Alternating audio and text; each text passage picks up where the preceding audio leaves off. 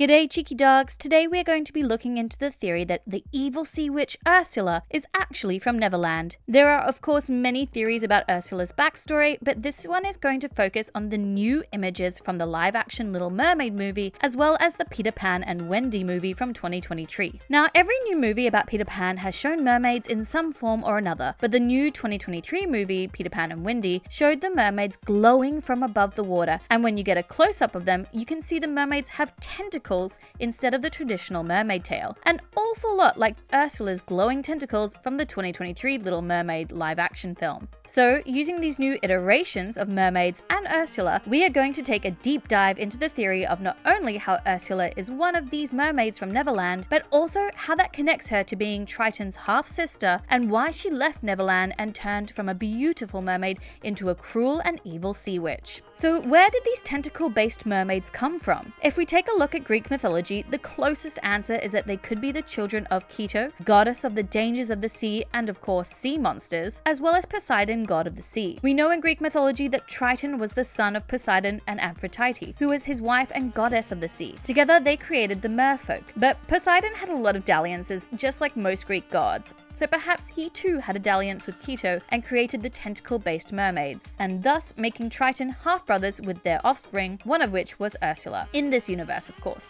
Originally, this theory of Ursula and Triton being siblings was meant to be a part of the original Little Mermaid movie, but this was scrapped. However, it was added into the Broadway edition of the show and has been added back into the 2023 movie as well. This of course gives more depth to Ursula's backstory and can give us clues into her hatred of the merfolk of Atlantica. So perhaps the children of Poseidon and Aphrodite grew up around Atlantica, but the children of Poseidon and Keto grew up around Neverland. The mermaids in Neverland are always shown to have quite a nasty streak to them, unlike the mermaids from Atlantica. The mermaids from Neverland have no issues with trying to hurt and drown Wendy in many iterations of the story. They'll sweetly drown you if you get too close. You were only trying to drown her.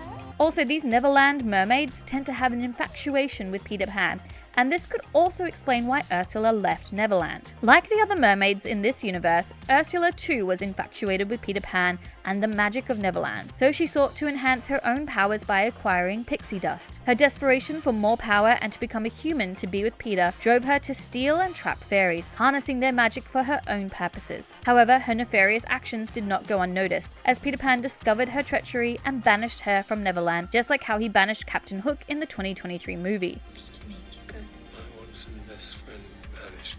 Exiled from Neverland and stripped of her mermaid family, Ursula embarked then on a quest to find solace and belonging. It is during this journey that she sought out her half-brother King Triton in Atlantica, the underwater kingdom he ruled. Discovering that he had a half-sister, Triton welcomed her with open arms to join his kingdom. Initially, Ursula resembled the mermaids of Neverland, but her appearance began to change over time. As we all know, in Neverland you never grow old. However, in this theory, we suggest that her departure from Neverland caused her to start aging, as she no longer had access to these rejuvenating effects of the island. Furthermore, her dabbling in dark magic to increase her powers probably had a profound impact on her physical appearance, gradually transforming her into the iconic villainess that we know from The Little Mermaid. Her quest for more and more power obviously drove a wedge between her and King Triton, and eventually he could see her nefarious ways and decided to banish her as well from Atlantica, leaving her to live her life out in a cave just on the outskirts of the city. Ursula's journey from Neverland to Atlantica highlights the complexity of her character. While she initially pursued power and magic, her ultimate motivation may have been rooted in a yearning for acceptance and a place to belong. This theory suggests that her actions were driven by a deep-seated desire to prove herself worthy